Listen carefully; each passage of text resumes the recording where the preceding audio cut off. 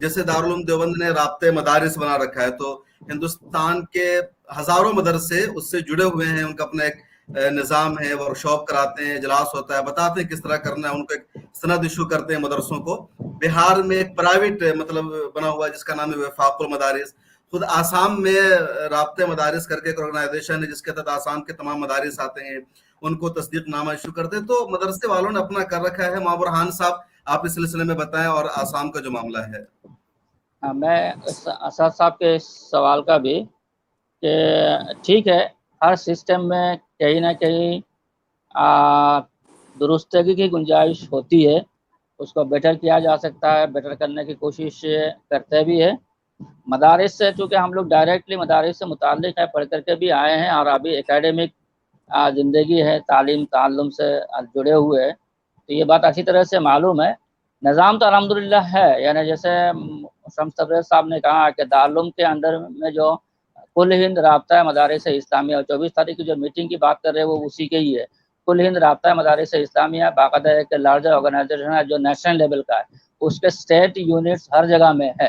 آسام میں یہ کل ہند مدارس اسلامیہ سے پہلے بھی ایک کل آسام تنظیم مدارس قومیہ کے نام سے ایک غیر سرکاری مدارس کا تنظیم ہے، بہت اسٹرانگ ہے وہ، اور اس کے سالانہ مطلب کمپیٹیٹیو ایگزامس بھی ہوتے ہیں، وہ تنظیم دیکھتی ہے، syllabus, curriculum, meteorology, teachers training, every thing وہ لوگ کرتے ہیں. میں خود اس میں انوالو رہتا ہوں.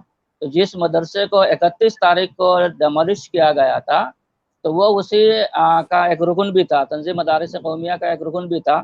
اس لیے آسام کے سارے لوگوں نے پھر 1 تاریخ کو ہی میٹنگ کیے، اس میٹنگ کے رپورٹ بھی میرے پاس ہے.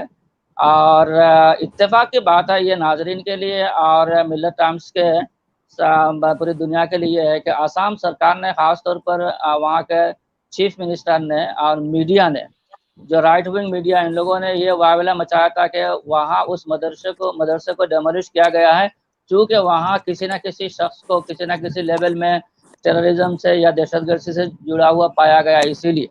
لیکن جو نوٹس اس مدرسے کو 12 گھنٹہ پہلے ایشو کیا گیا تھا ڈیمولیشن سے پہلے، اس نوٹس میں نہ تو ٹیررزم کا نہ تو کسی انلیگل یعنی اینٹی نیشنل یا اینٹی سوشل ایکٹیویٹی کا کوئی تذکرہ ہے. وہ نوٹس تو پورا مکمل طور پر ڈیزاسٹر مینجمنٹ کی طرف سے ریلیف اینڈ ریہیبلیٹیشن جو سیکشن ہے، مطلب جو ڈپارٹمنٹ ہے اس کی طرف سے، یعنی یہ کہا گیا ہے کہ وہ بلڈنگ ارتھکوئک کو برداشت نہیں کر سکتی ہے، اسی لیے اس کو مطلب ڈیمولش کرنا ضروری ہے.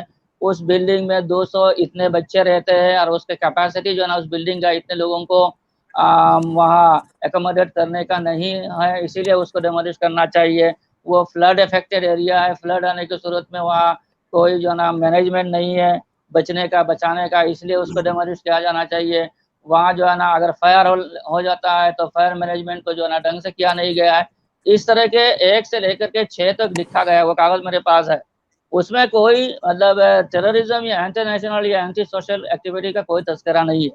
اس کو وہاں کے لوگوں نے چیلنج کیا گورنمنٹ کو، باقاعدہ وہاں کے اتھارٹی کو، ڈسٹرکٹ مینجمنٹ کو بھی، بولے آپ نے اس مدرسے کو جو توڑا ہے ان تمام چیزوں کی وجہ سے، اس کے لیے بھی تو کوئی نہ کوئی لیگل سسٹم ہوگا، یعنی کورٹ سے آنا چاہیے یا مجسٹریٹ کے آرڈر ہونا چاہیے، اس کے بعد آپ کو توڑنا چاہیے. اگر ان بنیادوں کے اوپر توڑ رہے آپ نے تو ایسا کچھ بھی نہیں کیا، توڑ دیا.